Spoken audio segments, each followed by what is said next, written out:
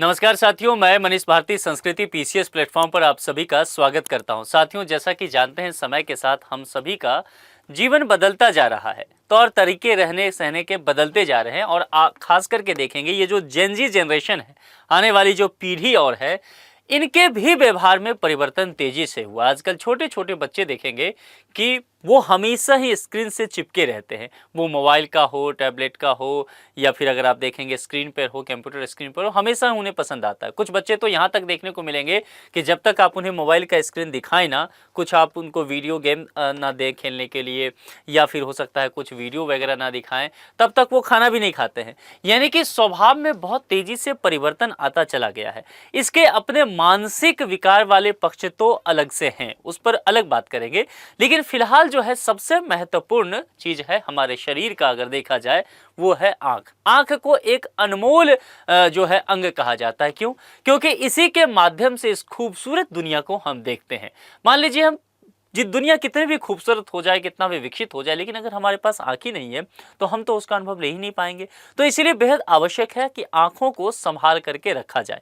लेकिन जैसे आजकल हो रहा है, छोटे छोटे बच्चों को अगर स्थिति देखेंगे, उनके आंखों की स्थिति तेजी से खराब होती जा रही है। और इसके पीछे जो डॉक्टर्स वजह बता रहे हैं वो है मोबाइल फोन। और गार्जियन को भी ये सतर्क किया जा रहा है लगातार कि भाई आप इन सब चीजों को लेकर के ध्यान दीजिए और बच्चों से मोबाइल स्क्रीन को दूर कीजिए। आएंगे विस्तार से चीजों पर चर्चा करेंगे, यह भी समझने की कोशिश करेंगे कि इससे बचने के क्या उपाय हैं। उससे पहले आपके लिए एक सूचना है, संस्कृति आईएएस के द्वारा दिवाली स्पेशल ऑफर दिया जा रहा है, जिसकी वैलिडिटी 16 से 22 अक्टूबर तक है।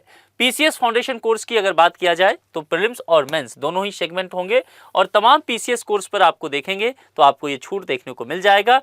यहाँ पर देखेंगे तो मोर देन 60 to 75% का ऑफ तो है ही, 10% एक्स्ट्रा भी आपको दिवाली स्पेशल ऑफर में मिल रहा है। कॉन्टैक्ट नंबर दिया गया है 9555124124 या फिर sanskritIAS.com।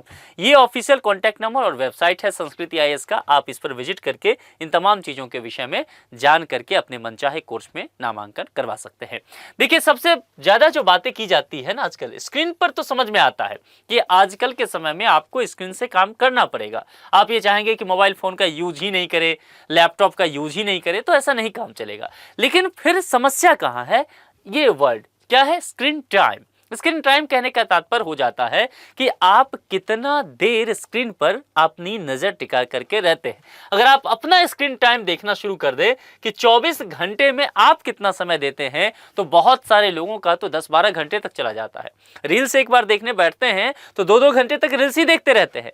फिर अपने मनपसंद लोगों को फॉरवर्ड भी करते हैं, फिर उनके रिएक्शन का इंतजार भी करते हैं, है ना। कोई वीडियो देखते रहे या कुछ करते रहे, गेम्स खेलते रह गए, तो ये सोशल मीडिया पर फेसबुक, इंस्टाग्राम, इन सब चीजों पर लगे रहे, तो कुल मिलाकर के देखेंगे होते होते क्या होता है कि आपका स्क्रीन टाइम बहुत बढ़ जाता है। इसको जांचने के लिए सबसे अच्छा तरीका क्या है कि आप अपने मोबाइल पर जो है होम पेज पर ही वो स्क्रीन का वो लगा के रखें, जिसमें आपको बता दिया जाता है कि 24 घंटे में आपका स्क्रीन टाइम कितना रहा है, और इसके माध्यम से आप इसको धीरे धीरे कम भी कर सकते हैं। ये तो उन लोगों के का मैं बता रहा हूँ जो जिनका जॉब इस तरह का नहीं है। लेकिन मान लीजिए जो लोग सॉफ्टवेयर इंजीनियर्स हैं, IT इंजीनियर्स हैं, प्रोफेशनल्स हैं, लैपटॉप पर काम करते हैं, उनका जरा सोचिए, वो तो 8-8, 9-9, 10-10 घंटे जो है वो स्क्रीन को देखते ही रहते हैं। आजकल तो कंटेंट राइटर सब हैं, जो वीडियो एडिटर हैं, वो सभी स्क्रीन पे ही लगे रहते हैं। तो कुल मिलाकर के आपके हमारे काम का हिस्सा भी तो ये बन चुका है। तो जाहिर सी बात है इससे बचने की तैयारी भी तो करनी पड़ेगी। इसलिए कहा गया है कि आज के समय में अगर आप देखें तो ये जो डिजिटल दौर है, इसमें स्मार्टफोन, चाहे वो टैबलेट हो, कंप्यूटर हो, ये बड़ों में ही नहीं बल्कि बच्चों के जीवन का भी एक अहम हिस्सा बन गया है। चूंकि यहां पर देखिए अहम हिस्सा कहा जा रहा है, क्योंकि इसके बिना भी काम नहीं चलेगा आपका। पढ़ाई से लेकर के मनोरंजन तक हर चीज के लिए स्क्रीन का ही इस्तेमाल तो बढ़ा है। तकनीक के बढ़ते इस्तेमाल एक ओर जहां बच्चों के लिए नए अवसर के दरवाजे खोल रहे हैं, वहीं दूसरी ओर उनके आंखों के स्वास्थ्य के लिए एक बड़ी चिंता भी पैदा करते नजर आ रहे हैं। यहां पर देखिए जो कुछ बातें की गई है, वो कहा गया आई स्ट्रेन को लेकर के। आई स्ट्रेन हो रहा है और उसके लक्षण क्या हो सकते हैं? आंखों में जलन और खुजली हो रही है, आप बड़े लोग जो हैं वह जब इस्तेमाल करते होंगे वह भी ये पाते होंगे, धुंधला दिख रहा है, आंखों में ज़्यादा पानी आना या ड्राई हो जाता है। सिर दर्द की शिकायत तो आजकल छोटे छोटे बच्चों को रहने लग गया है और लाइट सेंसिटिविटी भी होने लगा है। तो कुल मिलाकर के ये सारी चीज़ें इसीलिए हो रहा है कि स्क्रीन टाइम ज़्यादा हो रहा है, ज़्यादा देर फोन वगैरह पर लगे रहते हैं। स्क्रीन टाइम को व्यवस्थित करने के लिए नियम क्या होना चाहिए? बच्चों की आंखों को सुरक्षित रखने का सबसे पहला और जरूरी कदम है स्क्रीन से हर थोड़ी देर पर ब्रेक लेना।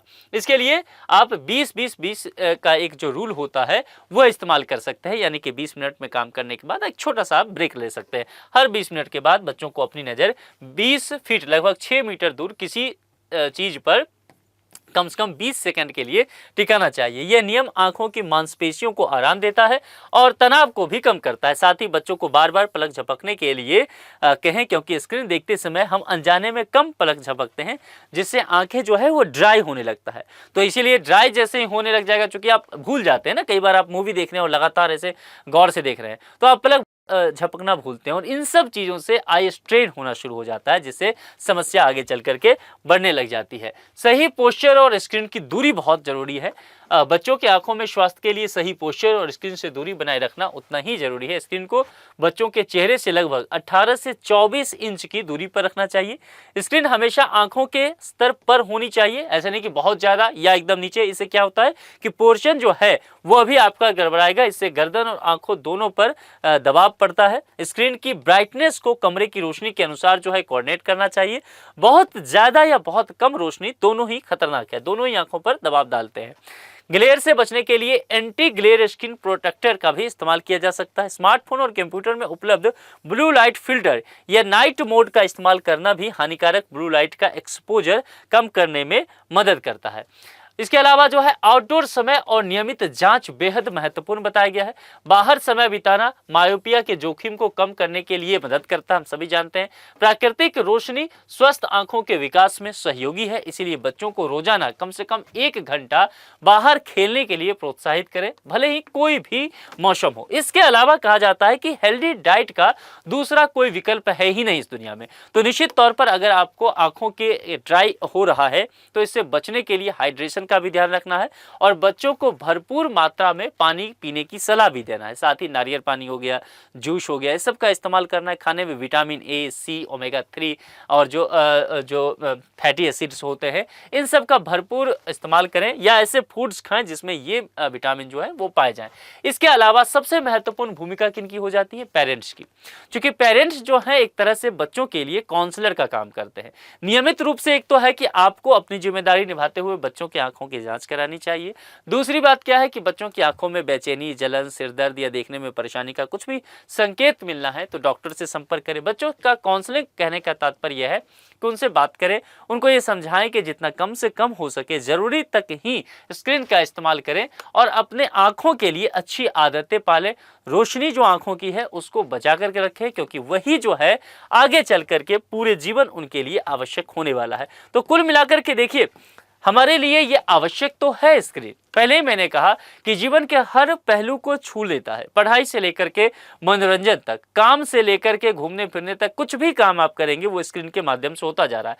लेकिन उसके साथ ही हमें समायोजित भी करना पड़ेगा।